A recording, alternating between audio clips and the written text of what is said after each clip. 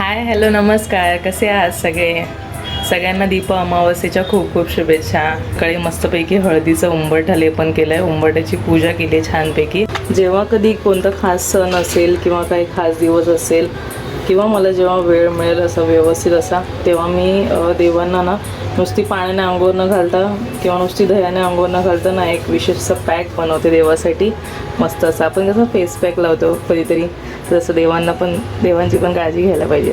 तर मी इथे अशी चिमटीभर अशी हळद टाकली आहे, बेसन टाकते चमचाभर इतकं. आणि देवांना पितांबरी मी नाही लावत कधीच, पितांबरीमध्ये केमिकल असतं. नुसती पाण्याने किंवा मग दह्याने आंघोळ घालते मी देवाला. चमचाभर इतकं दही घेतलं आहे आणि आता हे सगळं आपण व्यवस्थित मिक्स करून देवांना व्यवस्थित असं आंघोळ घालून तर पाणी टाकून स्वच्छ धुवून घेऊया. जर थोडंसं चिकट वाटत असेल ना तर साधारण साबणाचा हात घेऊ शकता, पण जास्त नाही. आणि देव बघू शकता किती स्वच्छ निघाले एकदम व्यवस्थित असे. तर छान अशी देवपूजा झालेली आहे.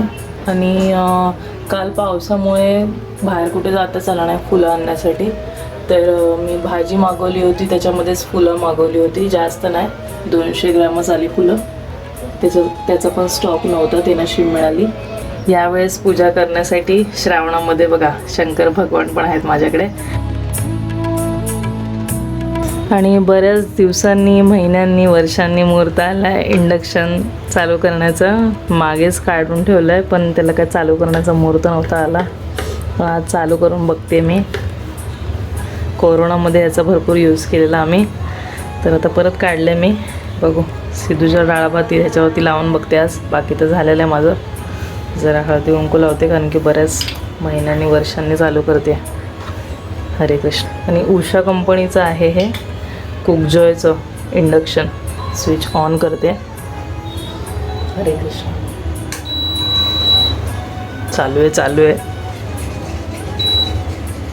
लाईट तर पेटली.